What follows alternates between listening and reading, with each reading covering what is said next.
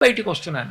వస్తుంటే నా వెనక ఉన్నటువంటి వాళ్ళలో ఒక ఆయన అన్నాడు, "ఏమిటో ఓ 10 నిమిషాలు కూడా ఎప్పుడూ నించోనివ్వరు, తోసేస్తారు, వెళ్ళండి వెళ్ళండి వెళ్ళండి అంటారు" అన్నాడు.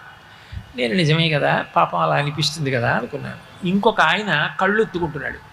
నేను అనుకున్నాను బహుశా బయటికి తోసేశారని, వెళ్ళిపోమ్మన్నారని. తోసేయడం అంటే వెళ్ళిపోండి వెళ్ళిపోండి అన్నారని ఆయన కళ్ళు ఎత్తుకుంటున్నాడులో ఉంది అనుకున్నాను నేను.